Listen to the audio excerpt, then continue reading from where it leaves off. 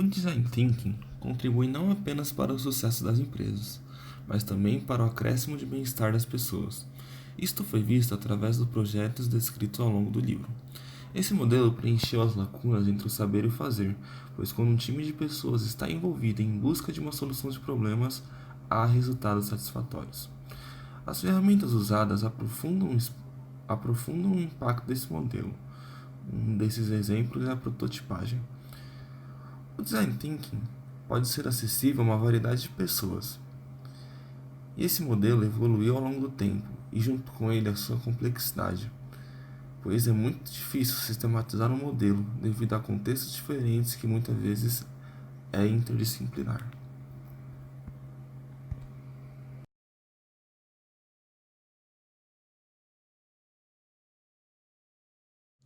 O design thinking dentro das organizações começa com uma tentativa deliberada de expandir a variedade de opções ao invés de restringi-las. O designer tem como objetivo explorar novos direcionamentos dentro do processo de inovação. Por isso, todas as empresas deveriam ter esse tipo de profissional nos times de marketing e P&D. Esses profissionais contribuirão para a capacidade de gerar novas ideias, utilizando principalmente as ferramentas do design thinking.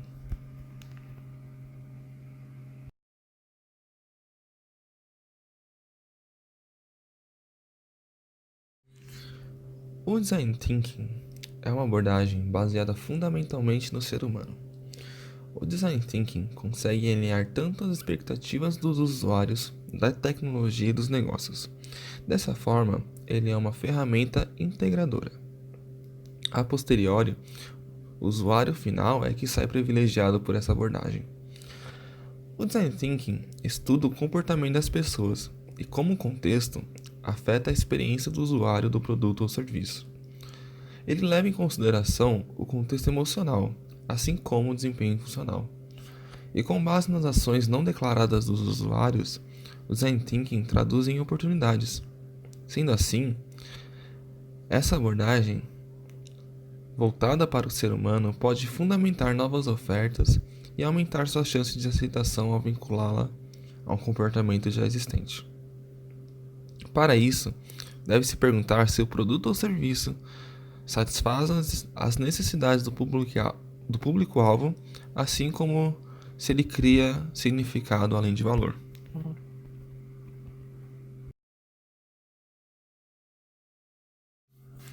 E há três tipos de abordagens de negócios. A primeira abordagem é a restrição de negócios, que leva em consideração o orçamento de marketing, redes de cadeia de suprimento, entre outros. Essa abordagem leva a ideias somente incrementais e que podem ser facilmente copiadas. Começar com a tecnologia é uma segunda abordagem e que também é comum. No entanto, o risco de uma nova tecnologia é muito alto, e esse tipo de abordagem deve ser designada para as startups, pois elas estão começando novos negócios e têm mais a possibilidade de arriscar. A abordagem que parte dos seres humanos, que é a do design thinking, tem mais probabilidade de ter sucesso, pois há uma maior chance de receptibilidade do público-alvo. Mas para isso, é necessário garantir que as iniciativas empreendidas estejam mais próximas do possível do seu público-alvo.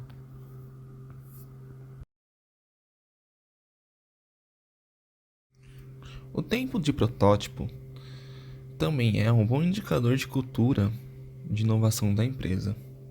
Então, qual é a rapidez com que as ideias são elaboradas e testadas?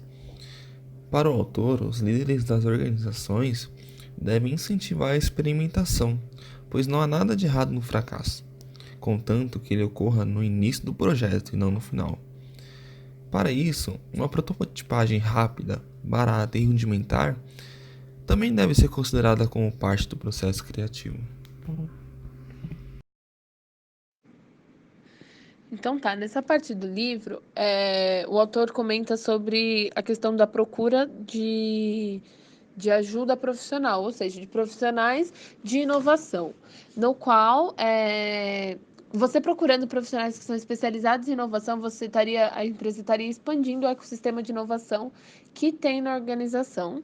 Além de que a grande maioria deles utiliza-se muito da internet, que é um consumo ativo e que cada vez mais a tecnologia está fazendo parte na rotina e do dia a dia, não só dos inovadores, tá? Não só de quem é criativo, mas principalmente eles utilizam de muitos artefatos da internet no dia a dia de trabalho, para projetos de inovação e tudo mais.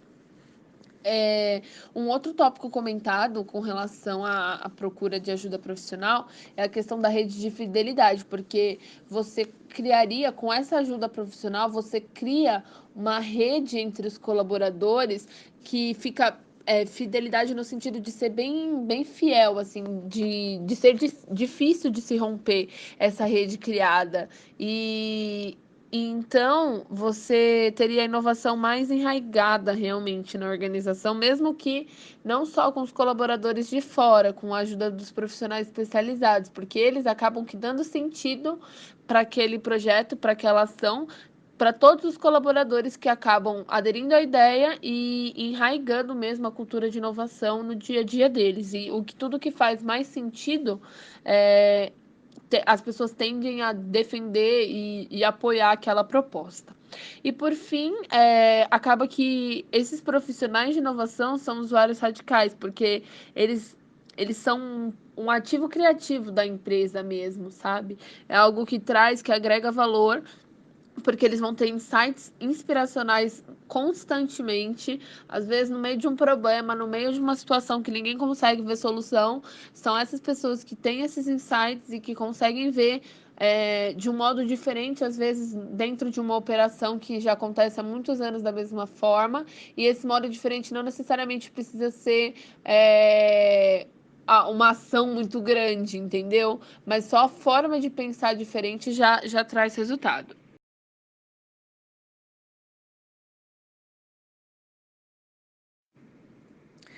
Nesse capítulo, então, o autor indica para as empresas compartilharem a inspiração. Ou seja, as empresas são quem? São os colaboradores. A empresa sem as pessoas é simplesmente um edifício, né? Só tem as paredes. Então, os colaboradores precisam ter essa cultura de compartilhamento de conhecimento, porque, infelizmente, em muitas organizações, as pessoas têm a tendência de guardar informação para si só, porque acha que tendo uma informação privilegiada, ele talvez teria um diferencial ou alguma preferência perante os superiores. Só que muito pelo contrário, porque a informação guardada de nada adianta. Se ela não for compartilhada e ela não tiver essa criatividade, né, essa inovação, ela não for compartilhada, o destino dessas novas ideias pode ser frustrante, porque a criatividade daquela pessoa que, eu não vou compartilhar, por exemplo, para ninguém copiar a minha ideia, ou, sabe, esses pensamentos que, de certa forma, são medianos, são mesquinhos, eles acabam que não têm muito sucesso, porque todo mundo precisa estar informado, todo mundo da empresa precisa estar no mesmo passo, senão as coisas não vão para frente. E para isso é necessário que a rede interna de relacionamento e de comunicação esteja bem alinhada. Para isso existem sistemas corporativos que interligam todos os colaboradores, todas as máquinas dos colaboradores no mesmo local. Então você pode deixar arquivos em lugares compartilhados para que todo mundo tenha acesso e consiga incrementar uma ideia que você deu, por exemplo, e não necessariamente você guardar ela 7 chaves. E aí, então, são essas ferramentas digitais que vão ajudar na documentação. E para isso precisa haver realmente esse trabalho colaborativo entre todos os colaboradores. O relacionamento entre as equipes e departamentos precisa ser muito bom para que realmente supere essas barreiras de ego e, e um querer de competição, sabe? Um querer ser melhor que o outro sempre. E aí acaba que isso impede do projeto ir para frente. Então, essa questão de colaborativo, de cooperação, tem que ser bem elaborada para que a inovação dê certo.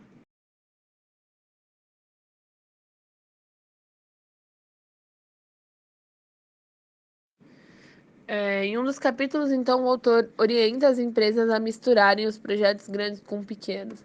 E me veio muito na cabeça aquela frase de que uma andorinha só não faz verão, de que as coisas não vão acontecer de um dia para o outro, tudo vai ser um processo construtivo ao longo do tempo, e de que são realmente das pequenas soluções que a inovação vem. Uma soma de várias pequenas soluções que realmente geram uma inovação disruptiva e não incremental.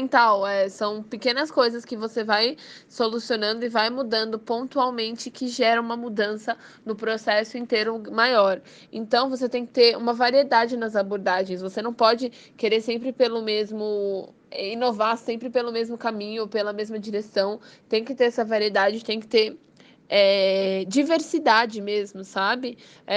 Para você conseguir alavancar as forças e no final ter um resultado, comparando o começo com o final, ter um resultado grande, sabe? Ter realmente alguma mudança significativa, mas não, o meio vai te ajudar muito nisso. Não vai ser de hoje para amanhã que vai ter realmente essas grandes mudanças. Então, considerando isso, tem sempre que levar em conta as mudanças e as inovações no curto e no longo prazo. Porque se você acaba pensando só no longo prazo, o curto prazo, que é o presente e futuro, né? Que você vai vivendo amanhã, o dia a dia, você fica almejando alguma coisa lá no longo prazo e no dia a dia acaba que não faz nada no curto prazo e quando chega o longo prazo, nada aconteceu. Para isso, é muito importante ter um líder criativo, porque essa inovação ela tem que vir do topo. Para você conseguir realmente fazer essa miscigenação de projetos grandes com pequenos.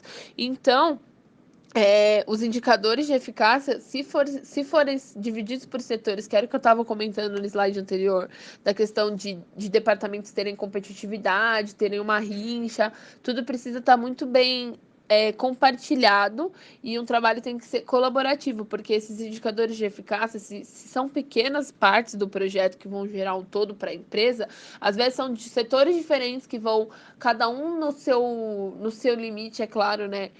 Inovar um pouco para a empresa como um todo ser mais inovadora e melhorar realmente, ser eficaz. E aí, então, se você tiver essa dificuldade na colaboração, isso fica muito mais difícil de acontecer. E o RH, junto com os gestores, precisam realmente pontuar nessa dificuldade de colaboração para que a inovação flua melhor.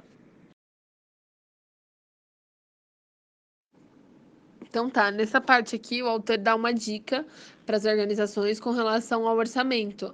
Uma vez que ele diz que é necessário que o orçamento se ajuste ao ritmo da inovação e não ao contrário. Uma vez que aqueles orçamentos que são rígidos, que não são flexíveis às possíveis mudanças que podem acontecer, acabam desacelerando o ciclo da inovação. Junto com eles, né, muitos processos burocráticos vêm, tudo para visar sempre atender o orçamento e não abrir mão do resultado. Só que às vezes a inovação ela tem que ser mais flexível, mais maleável, porque o resultado dela às vezes demora um pouco mais de tempo, mas quando vem compensa. Então, alguns orçamentos acabam sabotando o ativo mais criativo da organização, que é realmente essa inovação. E aí, por conta do orçamento, você acaba bloqueando ou suspendendo os fundos que financiam, então, que patrocinam esses grupos, esses projetos criativos. Então, você precisa repensar o seu financiamento, ao invés de simplesmente já ir parando todo um processo criativo que, se for rompido, às vezes, quando você for retornar, demora muito mais tempo e demanda muito mais dinheiro para que ele se atualize com as tecnologias do mercado e tudo mais. Então, os gestores enfrentam um desafio constante de serem ágeis nessa questão de alocação de recursos. Perante aos problemas, você precisa ser flexível. Então, eu não posso simplesmente, para atender meu orçamento, abrir mão de toda a inovação, de todo o projeto de criatividade que a minha empresa estava inserida e de melhoria, sabe? Então você precisa realmente ser muito ágil nessa questão de alocação, pensar a curto e longo prazo. Você não vai ter dinheiro agora, mas talvez você amanhã tenha. E o que precisa para nesse momento de dinheiro, e eu não posso, não necessariamente eu preciso bloquear os custos. Às vezes eu posso reduzir, aumentar mais para frente, toda essa gestão. E para isso precisa de um senso crítico de liderança muito sênior nos gestores que comandam o projeto.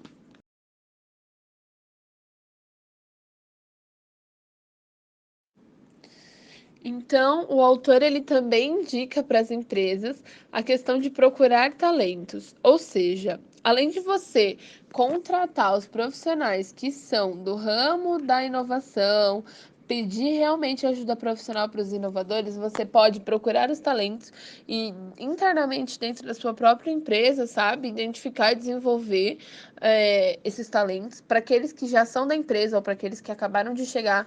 É necessário que eles tenham autonomia para que eles possam realmente pensar fora da caixinha e inovar. Porque às vezes você acaba contratando um funcionário que é muito bom, mas você engessa tanto os processos dele e a empresa acaba impondo tantas regras que sem autonomia ele não consegue pensar de forma criativa e inovadora. Então, essa parte de autonomia é bem importante. Então, no caso, esses profissionais, esses colaboradores, eles vão ser talentos, eles vão ser a matéria-prima, eles vão ser o suprimento de energia para a inovação acontecer na empresa.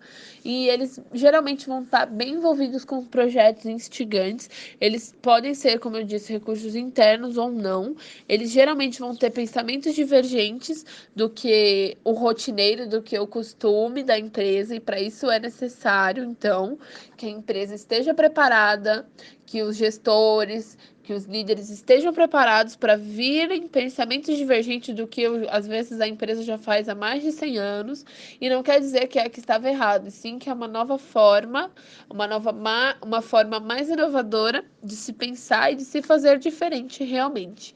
E para fechar, para que você realmente consiga captar esses talentos e conseguir o interesse deles, é muito importante a divulgação dos resultados já obtidos com os funcionários que estão envolvidos com a inovação, porque dessa forma você acaba atraindo cada vez mais colaboradores e não colaboradores ainda, ou seja, profissionais do mercado, para entrarem na sua empresa, para aderirem ao seu projeto, porque eles veem que dá resultado, que você não é uma empresa que simplesmente fala da boca para fora que é inovadora, mas na hora do resultado, na hora de realmente implementar essas mudanças criativas, não vai para frente. Um último ponto que o autor coloca com relação no design para as empresas é a questão do ciclo. Porque os designers, né, que são geralmente os profissionais que estão bastante envolvidos aí com a inovação e com a criatividade, a gente sabe que toda empresa tem um ritmo de negócio e que às vezes acaba acontecendo mudança de atribuições no meio do projeto. É muito comum hoje em dia o job rotation nas empresas. Às vezes algum funcionário tem que se ausentar e você acaba realocando algum funcionário, como se fosse uma pecinha mesmo no quebra-cabeça da organização, para suprir aquela necessidade, ou às vezes algum empecilho, algum imprevisto que teve no meio do caminho. E é muito importante que as pessoas que estão ligadas àquele projeto de inovação, os designers que estão envolvidos no projeto de criatividade, eles fiquem desde o lançamento até a implementação desse projeto, porque senão você corta toda uma linha de raciocínio. Você tem que ter uma equipe principal, que é essencial. Pode ser que alguns. Claro, né? Não é todo mundo que participa do projeto que vai participar do começo ao final. Tem algumas equipes, algumas pessoas que participam mais no começo, outras no meio, outras no final. Mas existe aquela equipe central que fica do começo ao final, justamente, até unindo, até para dar mais sentido, né, no projeto. E que vão crescendo junto com o projeto, eles seguem essa curva de aprendizagem. E se você, às vezes, por algum imprevisto, precisa tirar ou realocar algum desses funcionários, acaba que você desperdiça todo esse tempo de aprendizagem, todo esse tempo demandado e gasto para o projeto. Além de que ocasiona uma frustração na equipe principal que fica, no funcionário que é retirado do projeto, que acaba saindo, e muitas vezes em todos os outros que estão envolvidos indiretamente, que participam em alguma parte do projeto, porque eles acabam criando confiança, eles acabam tendo uma direção mesmo naquela equipe principal. E se você acaba tirando algum ente, alguma das partes pode ser danificada. O design thinking e você. Esse trecho do capítulo começa falando sobre a relação entre as realizações pessoais e organizacionais. Em ambos os casos, colocar algo novo no mundo é uma ótima fonte de sentimento de realização pessoal, que por sua vez age como uma força impulsionadora para ir atrás de novas oportunidades, ficando longe do que já é conhecido e cômodo.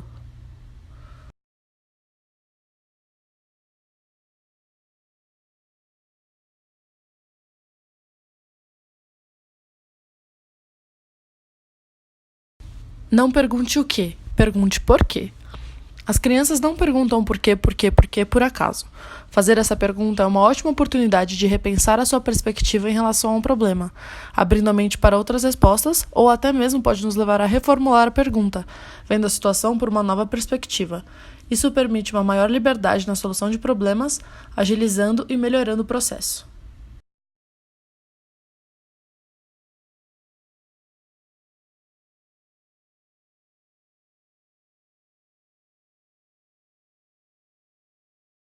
Abra os olhos. Nós costumamos passar os nossos dias sem prestar atenção no nosso entorno, principalmente em locais conhecidos e situações corriqueiras. Para se tornar um bom design thinker, porém, é necessário começar a observar mesmo as pequenas coisas que geralmente deixamos passar. Ao fazer essas observações e questionar o porquê as coisas são como são, ou porquê ocorrem como ocorrem, podemos ter insights importantes sobre como as coisas funcionam.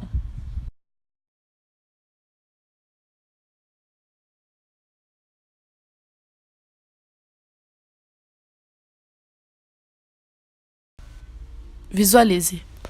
Registre sempre suas observações e ideias, seja por meio de desenhos, fluxogramas ou qualquer outro método. Essas anotações podem servir posteriormente como grande fonte de consulta e ainda ajudam a desenvolver esses pensamentos, que muitas vezes ainda são embrionários, por meio da visualização e expansão.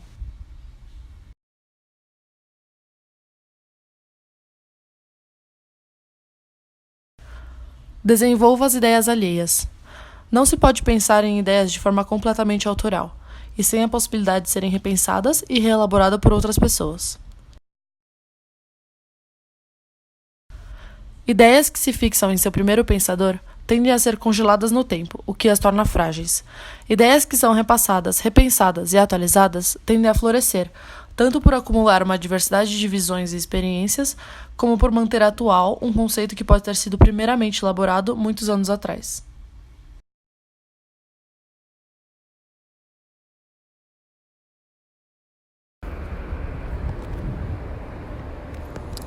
Exija opções, né? A ideia aqui é que a gente não se contente com a primeira boa ideia que vem à nossa mente. De onde ela partem muitas outras. Então é importante que a gente submeta essas ideias à divergência, que a gente explore as outras opções, porque se a gente não fizer isso, pode ser que as nossas ideias sejam fáceis de copiar, né? Fáceis de serem incrementadas a outros projetos, outras ideias concorrentes, por exemplo.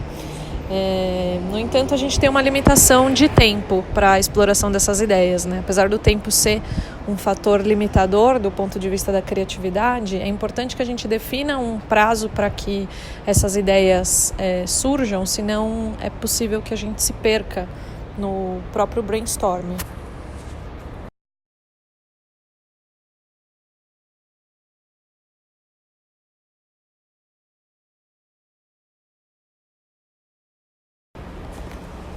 E uma das coisas mais gratificantes de participar de um processo criativo é ver as ideias tomando forma.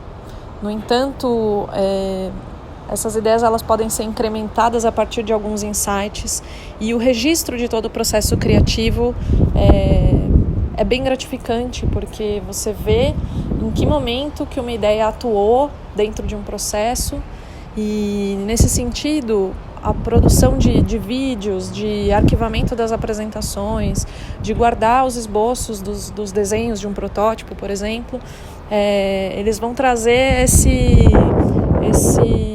essa recompensa para o criador.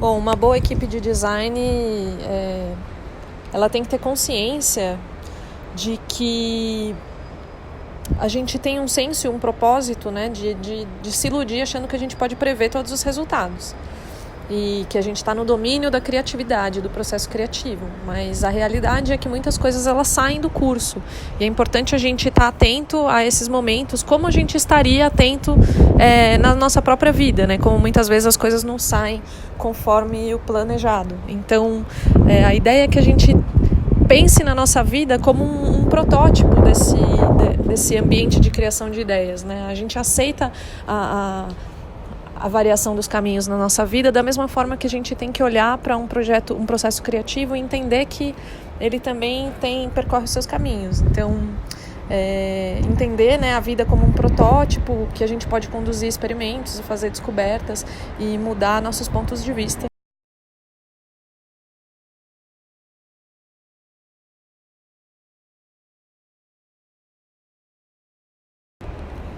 Bem, segundo o autor, as maiores referências, né, que ele constrói durante o livro todo, em especial nesse capítulo, que é William Morris, Frank Lloyd, Raymond Loewy, Ray Charles Eames, eles possuem características em comum, né, que é a abertura à experimentação, o gosto por contar histórias, né, a dedicação na colaboração, até o pensar com as mãos, né, construir protótipos, expressar ideias, facilidades, né, com ideias complexas, transformar as ideias complexas em coisas simples, né? E então a gente tem a oportunidade de seguir o exemplo, né, e entender a amplitude e a importância do design thinking como uma forma de explorar essas novas possibilidades, né, criar as escolhas e levar elas às soluções do mundo.